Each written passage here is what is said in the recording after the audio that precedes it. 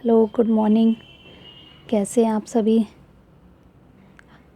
Last class में हम Hindi grammar में पढ़ रहे थे विशेषण। उसके बाद हमने पढ़ा था क्रिया।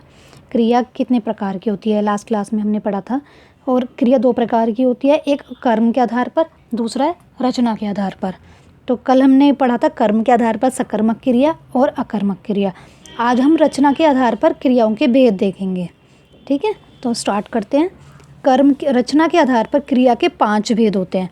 सामान्य क्रिया, संयुक्त क्रिया, नाम धातु क्रिया, प्रेरणार्थक क्रिया, पूर्वकालिक क्रिया। तो फर्स्ट है सामान्य क्रिया। सामान्य क्रिया किसे कहते हैं? इसमें केवल एक ही क्रिया का बोध होता है। सामान्य क्रिया में सिर्फ एक क्रिया का बोध होता है। जैसे तुम पढ़ते हो, वह जाता है, सोहन विद्यालय जाता है, वह खाना खाता है, मम्मी खाना बनाती हैं, वह पानी पीता है, वह खाता है। तो इसमें सिर्फ एक ही क्रिया का बोध होता है, एक क्रिया ही चल रही है इसमें, तो इसे सामान्य क्रिया कहते हैं। सेकंड, नाम धातु क्रिया। यह संज्ञा, सर्वनाम, विशेषण से बनने वाली धातु को नाम धातु क्रिया कहते हैं। जो संज्ञा, सर्वनाम, विशेषण से बनती हैं जो क्रियाएं, उनको नाम धातु क्रियाएं कहते हैं। जैसे लुटेरों ने जमीन हथिया ली। ठीक है, तो इसमें संज्ञा भी आ गई, सर्वनाम और विशेषण सभी चीज़ें आ गई। लुटेरों ने जमीन हथिया ली।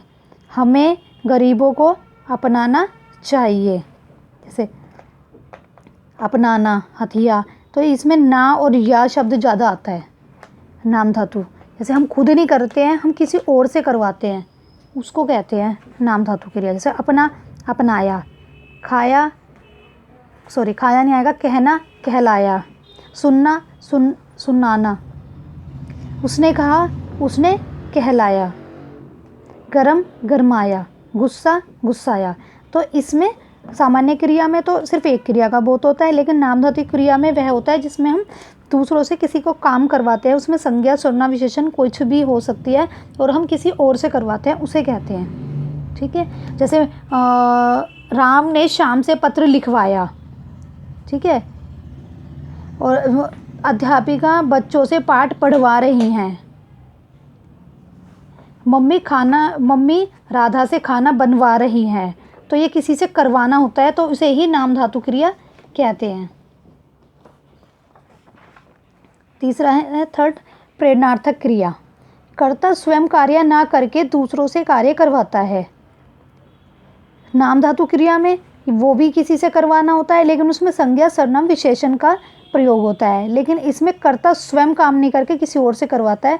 पिताजी ने पत्र लिखवाया, अध्यापिका ने पाठ पढ़वाया, मैंने बाल कटवाए। ठीक है, उसमें तो संज्ञा सर्वनाम का यूज़ हो रहा था, लेकिन इसमें संज्ञा सर्वनाम का नहीं हो रहा है, सिर्फ कर्ता ही है इसमें। तो वो किसी और से काम करवा रहा है स्वयं ना करके। मैंने बाल कटवाए, सबने उसे हंसाया। माँ, इसमें संज्ञा का यूज़ नहीं हो रहा है, संज्ञा सर्वनाम का। माँ परिवार के लिए भोजन बनाती है। मोहन बच्चे को झूला झुलाता है। रानी अमीश को खाना खिलाती है। जोकर सर्कस में खेल दिखाता है। तो इसमें फर्स्ट हो गया सामान्य क्रिया, सेकंड नाम धातु क्रिया, थर्ड हो गया प्रेरणार्थक क्रिया। फोर्थ, पूर्वकालिक क्रिया। जब कोई कर्ता एक क्रिया समाप्त हो करके दूसरी क्रिया करता है, तब पहली क्रिया पूर्वकालिक क्रिया कहलाती है। जैसे एक क्रिया के ख़त्म होने के बाद दूसरा क्रिया स्टार्ट होती है। जैसे मैंने खाना खाकर पानी पिया, तो पहली क्रिया हो गई खाना खाकर, सेकंड क्रिया हो गई पानी पिया। ठीक है, तो इसमें दो क्रियाएं हो रही हैं, तो वही पूर्वकालिक क्रिया होती है। वे पढ़कर चले गए, पहले पढ़े फिर चले गए। मैं दौड़कर जाऊंगा, पहले दौड़ूंगा फिर जाऊंगा। पुजारी ने नहाकर पूजा की, तो पहले नहाए फिर पूजा की। राखी ने घर पहुंचकर फ़ोन किया, पहले राखी घर पहुंची फिर फ़ोन किया। व्यक्ति ने भागकर बस पकड़ी। छात्र ने पुस्तक देखकर उत्तर दिया। मैंने घर पहुंचकर चैन की सांस ली। चोर सामान चुराकर भाग गया, पहले चोर ने सामान चुराया फिर भाग गया। तो ये होगी 4, पहले सामान्य क्रिया, नाम धातु क्रिया, पूर्वकालिक क्रिया और प्रेरणार्थक क्रिया। फिफ्थ है संयुक्त क्रिया। ये काफ़ी इम्पोर्टेंट है और इसके काफ़ी पार्ट्स भी हैं। संयुक्त क्रिया, दो या दो से अधिक क्रियाएं मिलकर जब किसी एक पूर्ण क्रिया का बोध कराती हैं तो संयुक्त क्रिया कहलाती है। इसमें दो क्रियाओं का बोध होता है। एक पहले हमने पूर्वकालिक पढ़ी थी, इसमें एक के बाद सेकंड क्रिया स्टार्ट हो रही है, लेकिन संयुक्त क्रिया में दो क्रियाएं इकट्ठी चल रही है। मैंने खाना खा लिया, खाना फिर खा लिया, तो दो क्रियाएं आ रही हैं। तुम घर चले जाओ, बच्चा विद्यालय से लौट आया, किशोर रोने लगा, वह घर पहुंच गया, माताजी बाजार से आ गई। पहले बाजार फिर आ गई। पक्षी उड़ रहे हैं, गीता बोल रही है, पक्षी उड़ रहे हैं। सॉरी, दो हो गए। संयुक्त क्रिया, संयुक्त क्रिया के भेद 11 होते हैं। फर्स्ट इसका करते हैं आरंभ बोधक। जिस संयुक्त क्रिया से क्रिया के आरंभ होने का बोध होता है उसे आरंभ क्रिया कहते हैं।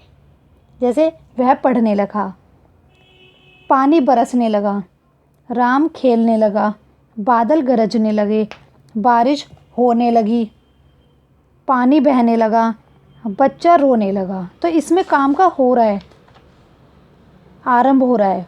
रोने लगा, पूरा रोया, मतलब रोया स्टार्ट ही करा है उसने। जैसे बारिश स्टार्ट हुई है, पानी बहना स्टार्ट हुआ है, किसी काम का स्टार्ट होना होता है, उसे ही आरंभ बोधक क्रिया कहा जाता है। आरंभ बोधक संयुक्त क्रिया। समाप्ति बोधक, इसमें समाप्ति बोधक पहले आरंभ वाला, सेकंड है समाप्ति। इसमें काम फिनिश हो जाता है। चुकना, जाना, लेना देना आदि। समय बीत चुका, काम हो जाना चाहिए था, पुस्तक पढ़ ली, काम कर लिया। तो इसमें काम समाप्ति का आ जाता है। इसमें आकस्मिक बोध, जो अचानक से कोई काम होता है, उठना अचानक से, बैठना, पढ़ना, गिरना, डालना, ये सब आकस्मिक बोध है। बालक बोल उठा, एकदम से वो बोल उठा। शाम गलती कर बैठा। माधुरी गिर पड़ी, भीख दे डाली। तो ये आकस्मिक है, अचानक से हुआ है। पहले आरंभ वाला, सेकंड है समाप्ति, थर्ड आकस्मिक, फोर्थ हो गया निरंतर। किसी काम का निरंतर होना ही निरंतरता बोधक कहला जाता है। गया, रहने के लिए, रहन के पहले या गया सार्वनामिक शब्द रूप आता है। गया में और रहने में, जो ये दो वर्ड हैं, इससे पहले सर्वनामिक शब्द आता है, तभी निरंतर बोधक संयुक्त क्रिया स्टार्ट होती है। जैसे गाड़ी चलती गई, ये रख गई। कीड़ा सरकता गया, वह बोलता रहा, बच्चे खेलते रहे, वह सहन करती रही। तो ये निरंतर है, कंटिन्यू काम इस एक ही सीक्वेंस में चल रहा है और कंटिन्यू काम हो रहा है, तो उसका ही कहते हैं हम निरंतरता बोधक कार्य क्रिया। अभ्यास बोधक संयुक्त क्रिया। करना के पहले भूतकालिक क्रिया आती है, इसमें अभ्यास किया जाता है। तो अभ्यास, किसी चीज़ की प्रैक्टिस करना। बच्चा सदैव खेल करता है, वह हमेशा कुछ ना कुछ पढ़ा करता है। तो ये इसमें एक प्रैक्टिस होगी, सदा खेलते रहते हैं, वो प्रैक्टिस कर रहा है, खेल रहा है तो भी प्रैक्टिस कर रहा है। सोहन हमेशा गाली दिया करता है। ठीक है, तो ये चीज़ ही हो गई जो प्रैक्टिस में, किसी की प्रैक्टिस में कोई चीज़ आती है, वह खेल रहा है, वह दौड़ रहा है, वह खा रहा है, वह पी रहा है, या वह चलता जा रहा है, या वह लिखता जा रहा है। तो ये कंटिन्यू अभ्यास की क्रियाएं हो जाती हैं, इसको अभ्यास बोधक क्रिया कहते हैं। संदेह बोधक, संदेह करना, पाना, सकना, इनके पहले धातु रूप आती है। हम तैयारी कर पाएंगे, तुम जा नहीं पाओगे, हम कैसे कह पाएंगे, सोहन स्टेशन पर उसे ढूंढ सकेगा। तो ये संदेह है, जो मतलब हम किसी पर संदेह करते हैं। ठीक है। अवकाश, पाना के पहले क्रियार्थक संज्ञा का रूप होना। मीरा खेलते पाई गई थी, मीरा खेलते पाई गई थी। हम फुटबॉल देखते नहीं पाए गए थे, वह जाने ना पाया, वह मुंह खोलने ना पाया, वह चल ना पाया, वह खाना खा नहीं पाया, क्योंकि उसको कहीं जाना पड़ गया तो इसलिए वह खाना खा नहीं पाया। तो ऐसे हैं ये। पहला था आरंभ, सेकंड समाप्ति, थर्ड आकस्मिक, फोर्थ निरंतर, फिफ्थ अभ्यास का, सिक्स संदेह का, सेवन अवकाश का, एट है अनिष्टा बोधक। खाना मरना के पहले धातु के रूप में।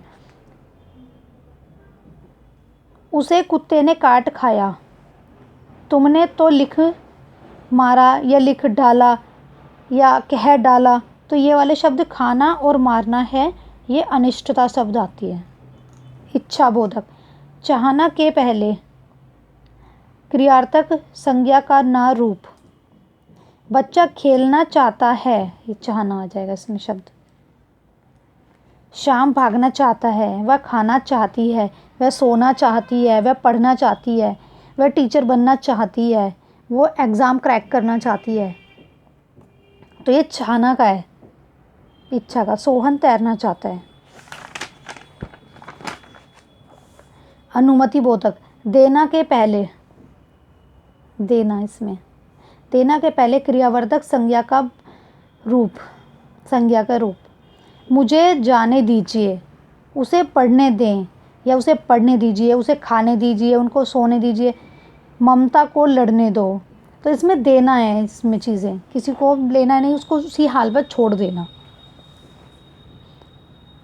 आवश्यकता बोधक, पढ़ना होना चाहिए के पहले क्रियार्थक संज्ञा का रूप।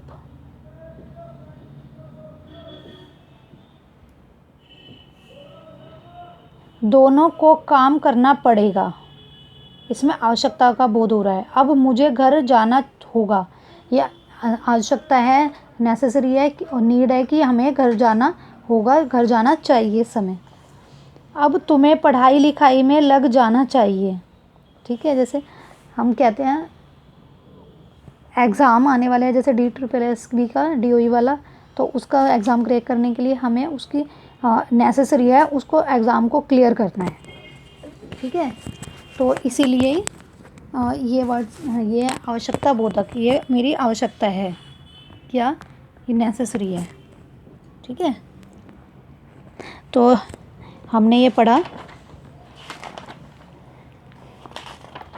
रचना के आधार पर। लास्ट क्लास में हमने पढ़ा था क्रिया कर्म के आधार पर, सेकंड क्रिया है रचना के आधार पर। ये हमने सामान्य क्रिया पढ़ी, कोई सामान्य कार्य, नाम धातु किसी से करवाना जिसमें संज्ञा विशेषण सर्वनाम का बोध होता है। प्रेरणार्थक, प्रेरणार्थक में कर्ता स्वयं किसी और से काम करवा रहा है, इसमें संज्ञा सर्वनाम विशेषण नहीं प्रयोग होते। फोर्थ पूर्वकालिक क्रिया, एक क्रिया के बाद दूसरी क्रिया होना। संयुक्त क्रिया, संयुक्त क्रिया में दो क्रियाएं यूज़ होती हैं। संयुक्त क्रिया के 11 भेद हैं। पहले आरंभ बोध, जिसमें आरंभ होता है किसी काम का। सेकंड समाप्ति बोधक, थर्ड आकस्मिक बोधक, फोर्थ निरंतर बोधक, फिफ्थ अभ्यास बोधक, सिक्स संदेह बोधक, संदेह करना किसी में, सेवन अवकाश बोधक, 8 अनिष्टा बोधक, 9 इच्छा बोधक, 10 अनुमति बोधक, 11 आवश्यकता बोधक। ठीक है, तो ये आपको मेरी क्लास अच्छी लगी हो तो उसको लाइक करें, शेयर करें, सब्सक्राइब करें। नेक्स्ट क्लास में हम पढ़ेंगे वाच्य। वाच्य किसे कहते हैं, उसके कितने प्रकार हैं। ठीक है, थैंक यू।